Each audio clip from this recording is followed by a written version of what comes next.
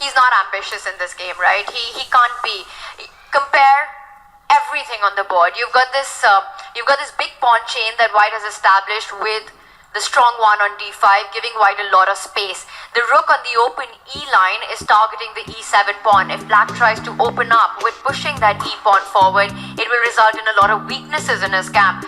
Daniil, how does he break free in this position? White, meanwhile, can put the queen on d4, a nice centralized square. At some point, try and push the h pawn.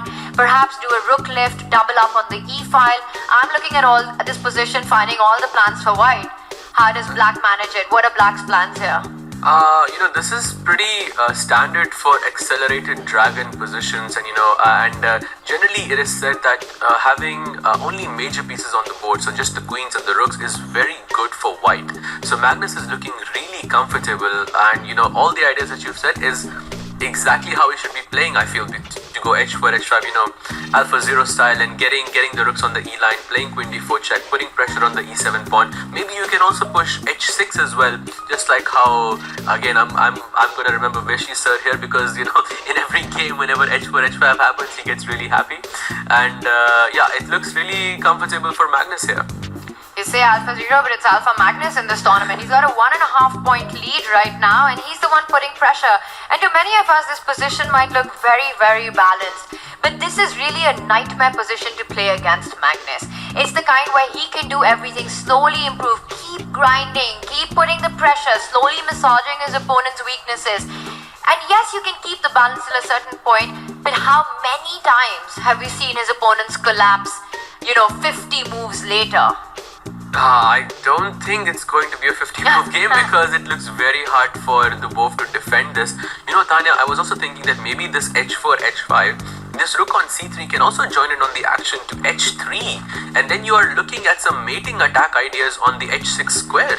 So it's looking quite risky for Dubov already. And look at Magnus on the screen. It looks like he's finding all the ideas on the other boards as well, not just his board. The problem with these positions is that Black has such little chance for counterplay. You have to try to break somewhere, either break with the b pawn, b5 at the right time, or find a way to break in the center, which often doesn't work out in these positions. So for Dubov, he's got to be feeling the pressure, but it's far from over. Oh, he does it. He goes for e5, so he's inviting Magnus to trade, and this is what we were talking about, that this committal decision can backfire with weaknesses. True, and there is a weakness on the board indeed, because but I think if looking at being in Dubov's shoes, would you rather allow all of this attack and Magnus to get comfortable, or would you rather break open the position, get some activity, and in exchange you're saying, okay, fine, here, have a weakness, but at least my pieces are now active. I would rather not be in Dubov's shoes in this game against Magnus right now. But of course, he is a very